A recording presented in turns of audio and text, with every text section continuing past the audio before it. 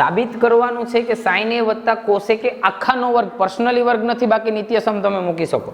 વત્તા કોસ એ વત્તા સેક વર્ગ, સેક એ આખાનો વર્ગ બરાબર tan વર્ગ એ વત્તા કોટ વર્ગ એ. પર્સનલી આપ્યું, કાંઈ વાંધો નહીં, ડાબી બાજુ અહીંયા લખો. ચાલો શું આપ્યું તો કે સાइन ए વત્તા કોસેક એ આખાનો વર્ગ વત્તા કોસ એ પ્લસ સેક એ આખાનો વર્ગ.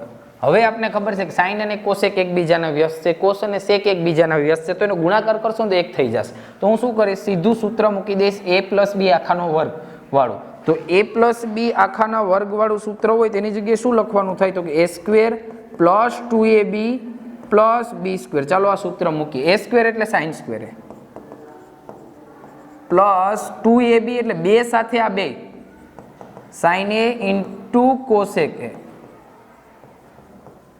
અને પ્લસ બી સ્ક્વેર એટલે કોસેક વર્ગ એ વત્તા અહીંયા પણ એ જ સૂત્ર, તો લખો કોસ સ્ક્વેર એ પ્લસ 2 સાથે બેનો ગુણાકાર cos A into sec A plus B square એટલે સેક વર્ગ એ. તો પહેલાં તો આ બેનો ગુણાકાર એક થઈ જશે, આ બેનો ગુણાકાર એક થઈ જશે, આટલું લખીએ. પછી આ સાइन વર્ગે અને કોસ વર્ગે આ જે લીટી કરું એ બેની જગ્યાએ હું એકડો મૂકી દઉં. શું કામ તો કે નિત્યસમ છે.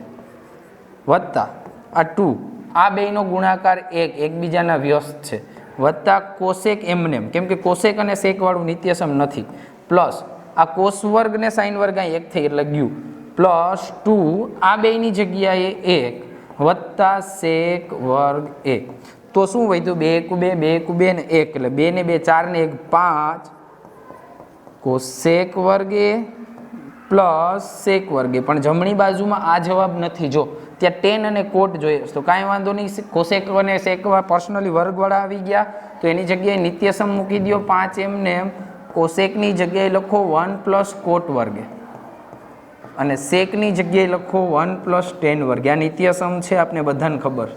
તો 1 + 1 2 + 5 7 પ્લસ કોટ વર્ગ એ પ્લસ ટેન વર્ગ એ આવી ગયું. સીધું ગોઠવી નાખો તો 7 વત્તા ટેન વર્ગ એ વત્તા કોટ વર્ગ એ, અને જે છે આપણી જમણી બાજુ જોઈ લો.